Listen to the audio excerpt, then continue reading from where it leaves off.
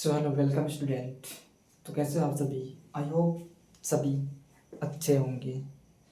तो आज हम देखेंगे वैल्यूज़ ऑफ ट्रिग्नोमेट्रिक फंक्शन। आपने क्लास 9-10 में ट्रिग्नोमेट्रिक फंक्शंस के वैल्यूज़ को याद किया होगा, जैसे कि 30 डिग्रीज पे क्या आता है, 45 डिग्रीज पे, 90 डिग्रीज पे, ऐसे डिफरेंट डिफरेंट एंगल्स पे उससे क्या क्या वैल्यूज़ आते हैं। लेकिन क्या आपने कभी सोचा कि ये वैल्यूज़ कहाँ से आ रहे हैं, कैसे आ रहे हैं? बस आपने फटाफट से क्या कर लिया, उसको रट लिया, याद कर लिया। तो आज हम उस चीज़ को रियलाइज़ करेंगे कि कैसे ये वैल्यूज़ आते हैं, कहाँ से आते हैं। जब आप ये चीज़ सीख जाएंगे तो आपको उस चीज़ को रटने का कोई ज़रूरत नहीं पड़ेगा, आपको ऑटोमेटिक याद हो जाएगा, आपको रियलाइज़ हो जाएगा कि ऐसे में इस एंगल पे ये वैल्यू मिलता है और इस वजह से ये वैल्यू अपने को मिलता है। तो चलो वीडियो स्टार्ट करते हैं। सबसे पहले हम क्या करेंगे, यहाँ देखते हैं। सबसे पहले हम कंसीडर करेंगे लेफ्ट, क्या ये क्या है ना, एक यूनिट सर्कल है। इसका रेडियस क्या होगा अपना 1 यूनिट। सबसे पहले इसका हम क्या कर लेते हैं, इसके नाम लिख लेते हैं ABCD। ये क्या हो गया, इसके नाम हो गया। ये हो गया अपना एक्स एक्सिस, वाई एक्सिस, ये हो गया एक्स डैश, ये हो गया वाई डैश। तो इस पे अपना कौन सा पॉइंट है, ये अगर यहाँ पे ये कट कर रहा है तो ये क्या हो जाएगा, एक्स एक्सिस पे 1 आ जाएगा, यहाँ से यहाँ का डिस्टेंस, क्योंकि ये यूनिट सर्कल है तो यहाँ पे क्या आएगा 1, और वाई में अपना क्या आ जाएगा 0, 1,0, यहाँ पे क्या आ जाएगा -1,0। यहाँ पे एक्स एक्सिस तो 0 है तो 0,1, यहाँ पे आ जाएगा 0,-1। अब मान लेते हैं यहाँ पे कुछ एंगल बन रहा है, क्यों, कौन सा एंगल बन रहा है, एक्स, और इस पॉइंट को हम नाम दे देते हैं पी। सपोज इसके कोऑर्डिनेट क्या है, ए और बी। और क्या करते हैं, यहाँ से अपने को वैल्यू निकालना है तो सिंपली हम यहाँ परपेंडिकुलर डालते हैं।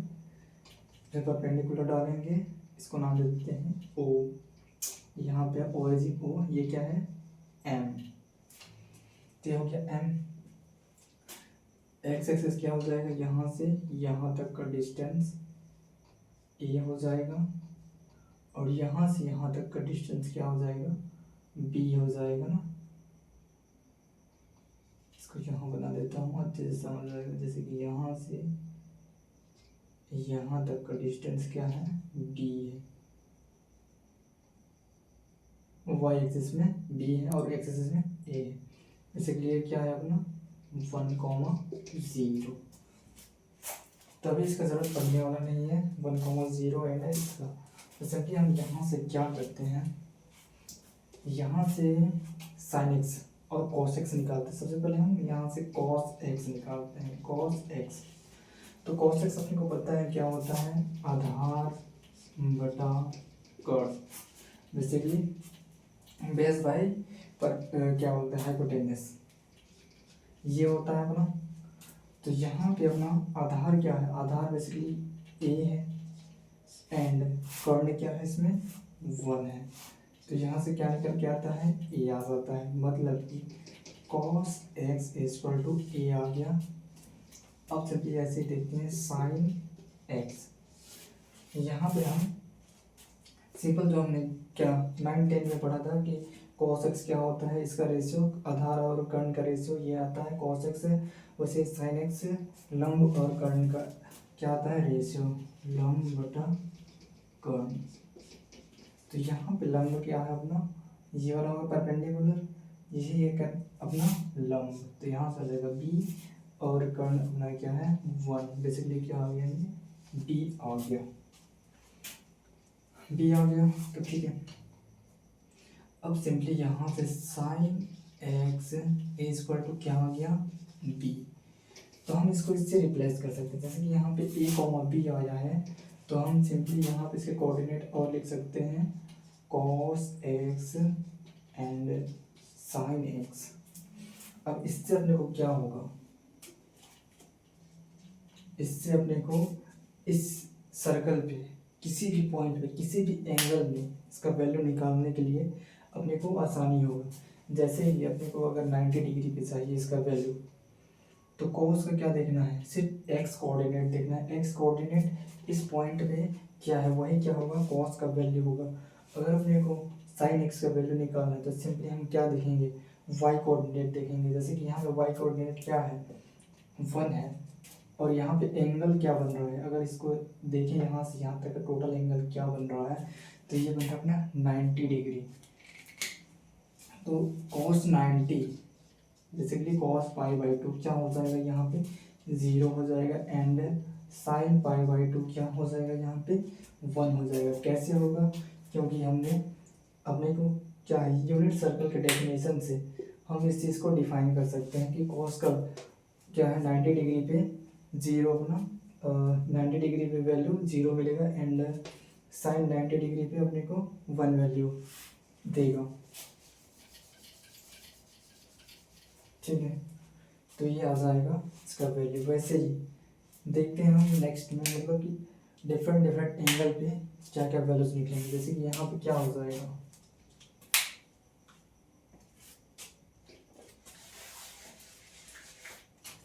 ये भी बनाते हैं ना,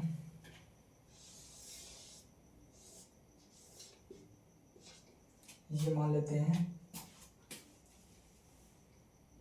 ए बी सी डी हो गया, ये हो गया एक्स एक्सिस, वाई एक्सिस हो गया, ये पॉइंट हो जाएगा अपना 1,0 एंड -1,0, ये हो जाएगा 0,1 एंड 0,-1। तो बेसिकली यहाँ पे एंगल क्या बन रहा है, इस चीज़ को देखो, यहाँ पे एंगल बन रहा है अपना 0 डिग्री। ठीक है, यहाँ पे लिख देता हूँ 0 डिग्री। यहाँ पे बन रहा है π/2, बेसिकली 90 डिग्री को π/2 बोलते हैं रेडियन में। तो ये क्या हो गया π/2। यहाँ पे क्या बन रहा है, पाई एंगल बन रहा है टोटल, ये हो गया पाई एंगल। यहाँ पे क्या बन रहा है 3π/2, और यहाँ पे क्या बन रहा है अगेन 2π। तो अपने को सबसे पहले क्या करना है, इसमें इसका वैल्यू निकालना है। तो सबसे पहले हम देखते हैं साइन या कॉस का ले लेते हैं, cos 0 बेसिकली कैसे लिखेंगे, यहाँ से हमको पता है कि cos क्या x कोऑर्डिनेट पे जो वैल्यू होता है वही cos का वैल्यू होता है।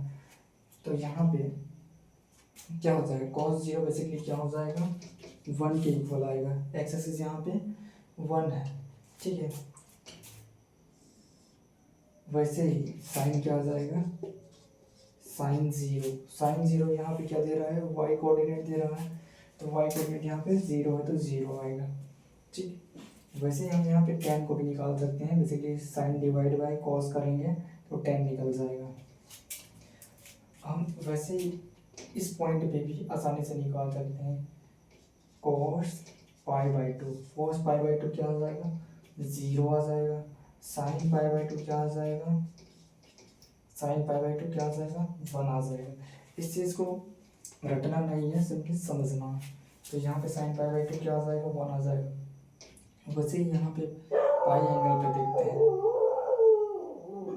cos पाई क्या हो जाएगा, cos पाई यहाँ पे देखना है x कोऑर्डिनेट, यहाँ पे क्या है -1, तो यहाँ पे क्या आ जाएगा -1 एंड अरे यार कुत्ते भी साइन दे देना, साइन पाई, तो साइन पाई यहाँ पे क्या आ जाएगा 0, यहाँ पे 0 है तो 0 आएगा।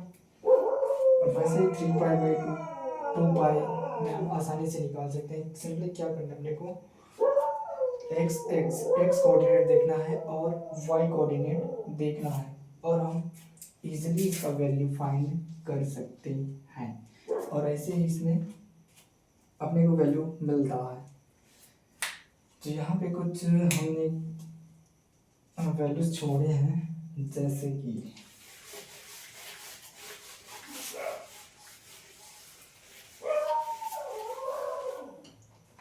हम यहाँ से 0 π/2 एंड पाई और क्या 3 पाई/2 और क्या है 2 पाई। 3 पाई/2 2 पाई। इन एंगल्स पे हम वैल्यूज आसानी से फाइंड कर सकते हैं। क्यों? क्योंकि हमको इस एक्सिस के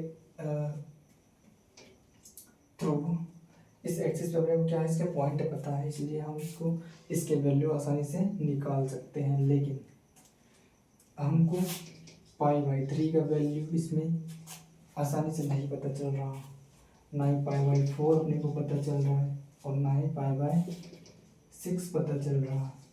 तो इन वैल्यूज़ को हम कैसे फाइंड कर सकते हैं, चलिए हम इसको देखते हैं।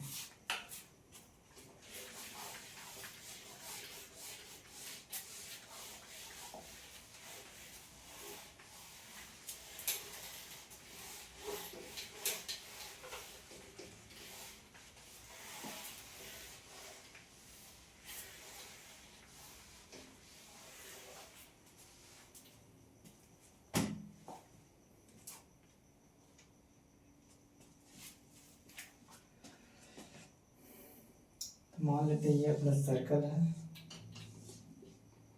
ये हो गया एक्स एक्सिस, ये हो गया वाई एक्सिस, और यहाँ पे ए है, B C D, origin O. तो सपोज यहाँ पे अपना क्या बन रहा है, पाई/4 एंगल बन रहा है। यहाँ पे पाई/4 एंगल बन रहा है, तो हम क्या करते हैं, हम इसको राइट एंगल ट्रायंगल बनाते हैं। यहाँ से क्या करते हैं, परपेंडिकुलर ड्रॉ करते हैं, जिसको नाम दिए एम, और इस पॉइंट को नाम दे दिए क्या, P.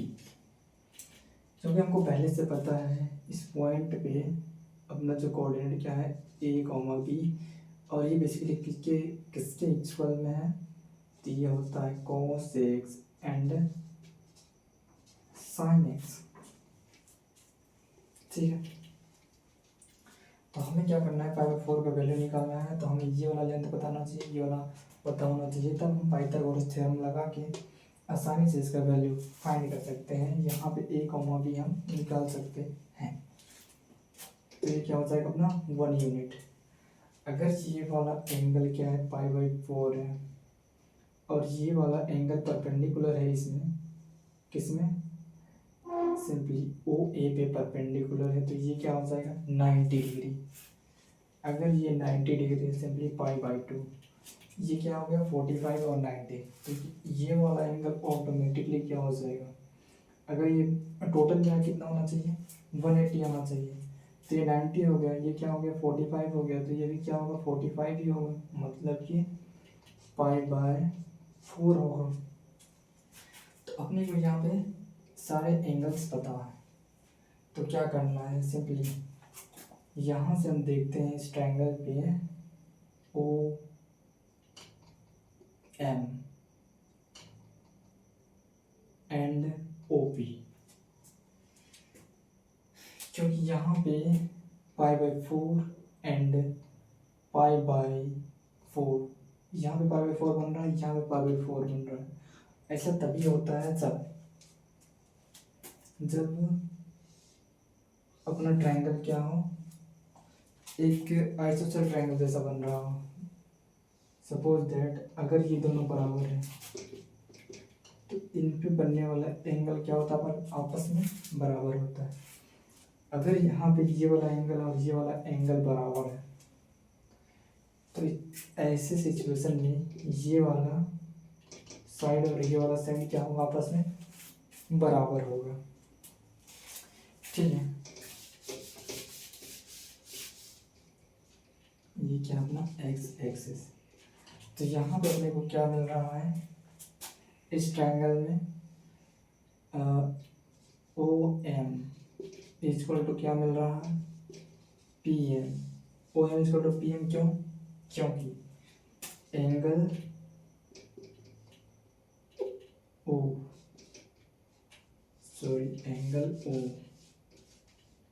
Equal to angle P, ये दोनों आपस में बराबर हैं, इसलिए ये साइड्स भी क्या होंगे, आपस में बराबर होंगे। अब यहाँ से हम क्या करते हैं, सिंपली हम इसमें पाइथागोरस थ्योरम अप्लाई करते हैं। ओ एम स्क्वायर, ये वाला हो गया बेस, ये वाला क्या हो गया hypotenuse, O M square plus P M square equal to क्या आ जाएगा, O P square. O P का वैल्यू अपने को पता है 1 है, 1 का स्क्वायर बेसिकली 1 ही आएगा, तो ये आ गया 1। अब ये दोनों आपस में बराबर है, तो हम इसको 2 टाइम्स लिख सकते हैं। मान लेते हैं ओ एम स्क्वायर हो गया, तो यहाँ से ओ एम क्या निकल जाएगा, बेसिकली 1/√2। ओ एम 1/√2 निकल गया,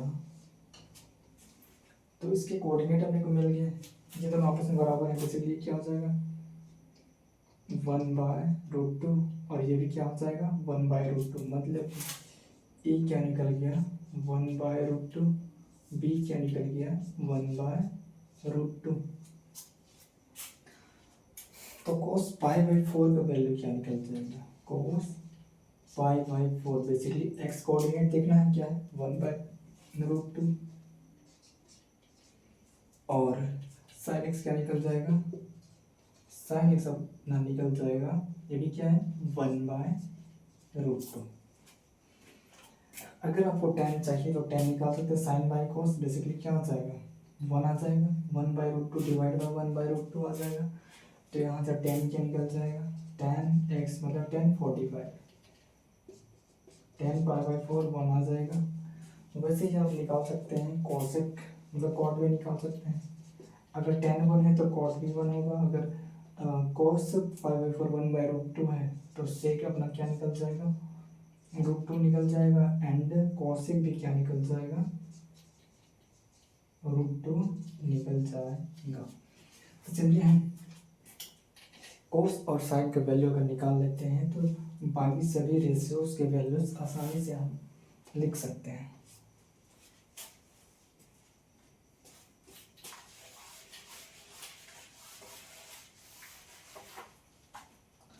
ये हो गया π/4 के लिए। अब हम देखते हैं π/3 के लिए, फिर π/6 के लिए, बाकी सभी के वैल्यूज ऐसे ही निकाले जाते हैं।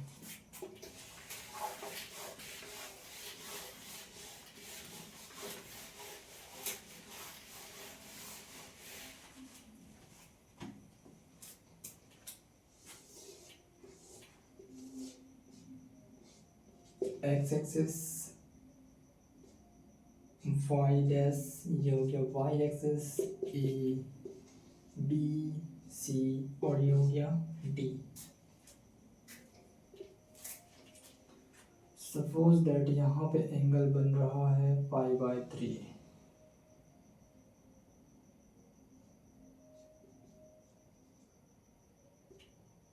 हम क्या करते हैं, यहाँ पे बन रहा है π/3, तो हमने इसमें क्या किया परपेंडिकुलर ड्रॉ किए, इस पॉइंट को P नाम दिए, इसके कोऑर्डिनेट है A, B, जो कि किसके बराबर होते हैं cos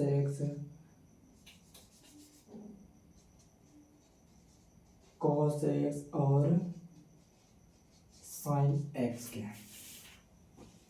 ये ओरिजिन O हो गया और ये हो गया, ठीक है, इसको नाम दे दिए M। ये बन रहा अपना 90 डिग्री,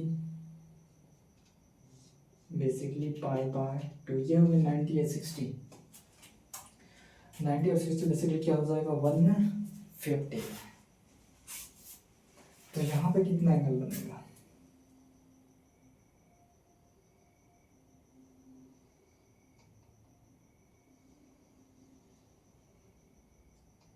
तो यहाँ पे क्या एंगल बनेगा, यहाँ पे एंगल बन रहा है अपना π/6।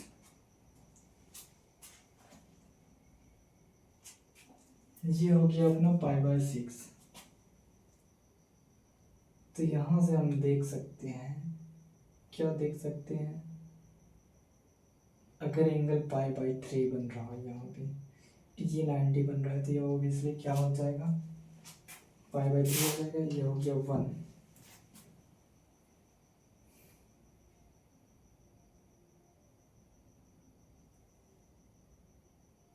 तो एक चीज़ यहाँ पे डायग्राम में थोड़ा मिस्टेक है।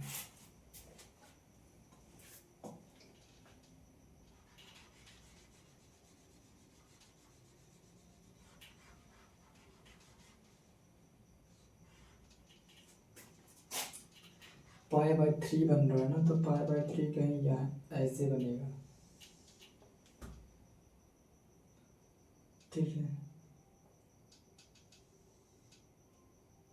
ये हो जाएगा π/3 और यहाँ से हम क्या करते हैं, इसको ज्वाइन कर देते हैं।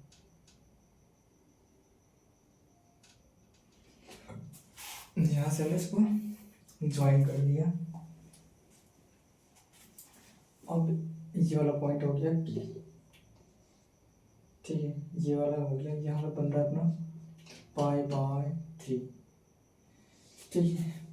तो इस ट्रायंगल में, ट्रायंगल OPA में हम देख पा रहे हैं यहाँ पे क्या बन रहा है, π/3 इसका क्या है 1 यूनिट है, ये भी क्या है 1 यूनिट है। दो साइड आपस में क्या हो गए, बराबर हो गए।